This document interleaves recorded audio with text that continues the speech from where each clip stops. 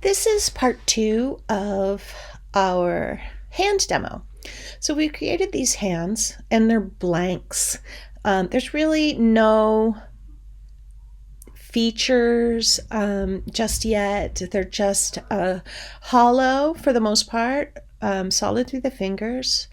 And we've created the gesture more or less that we want established in the hands. For instance, this is an open hand, but we're missing a lot of, all the refining features and all the realistic things.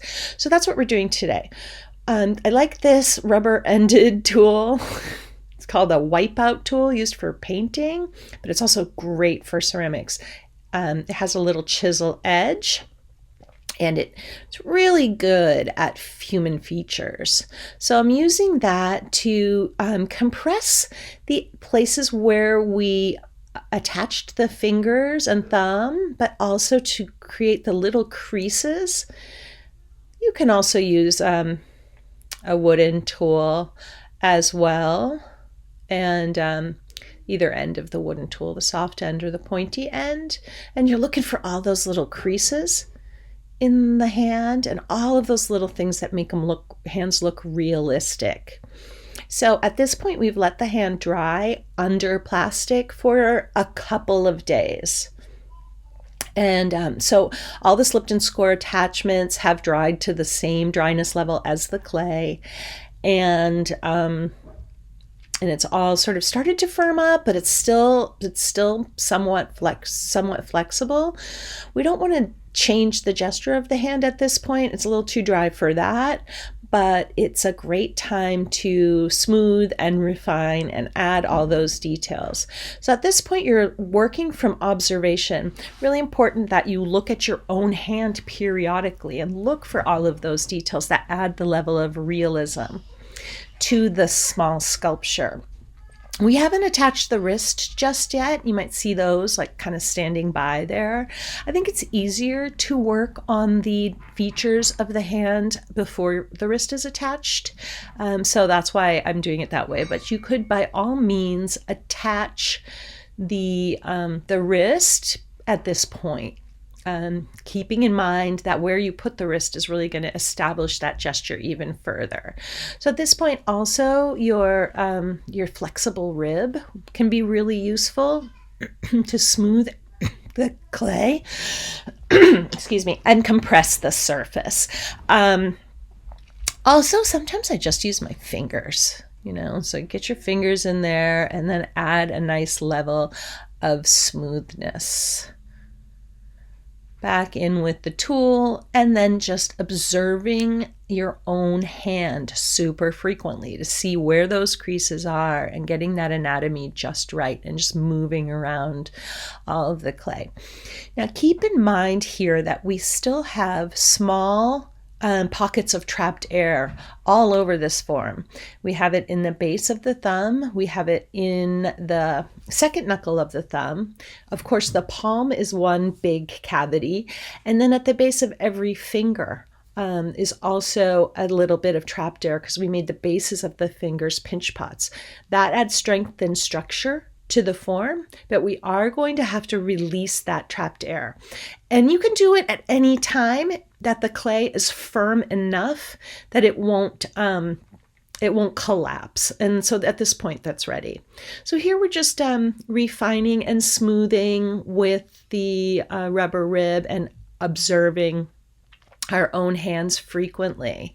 So if you're going to put a lot of pressure on the palm to refine it, then you might want that air to remain in there. So I'm just like narrowing it a tiny bit, observing my hand and continuing to narrow. So you may not want to release the air just yet.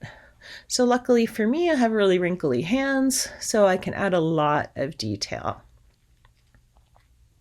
Just smoothing, observing, smoothing, observing, smoothing, observing. So it's kind of fun. It's not hard to do. And you really don't need a ton of tools, although I do recommend this rubber-tipped wipeout tool great for facial features as well. And then the back of the hand. So we haven't touched the back of the hand at all yet, so we really need to work that to realism. It is a three-dimensional object meant to be seen in the round, so therefore we have to manage every side of it, every view of it.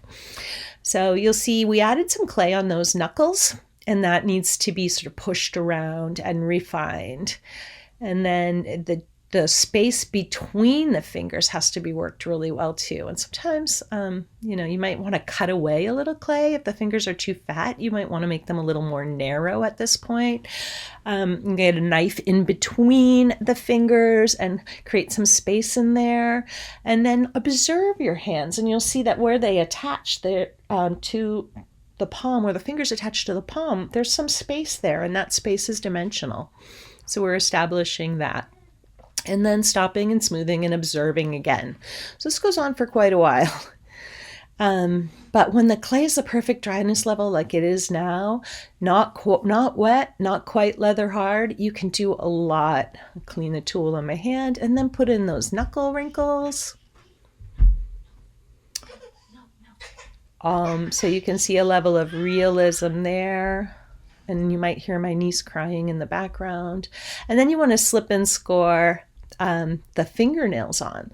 So my style of fingernails is really not super realistic. It does look realistic when it's finished, but I actually add fingernails on instead of carving them away.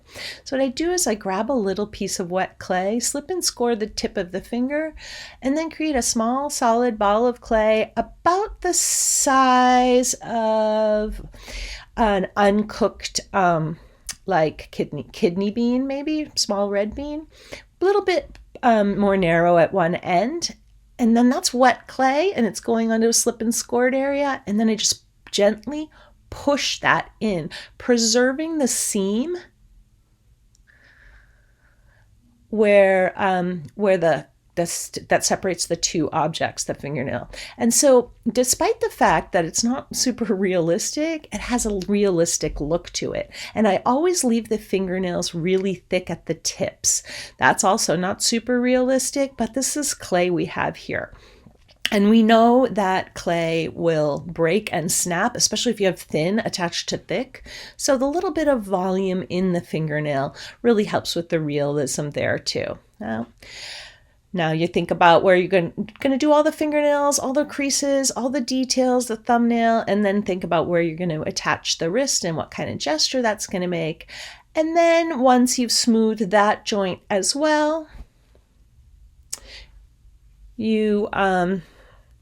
you're ready to let it dry slowly once you've poked holes in all of the trapped air.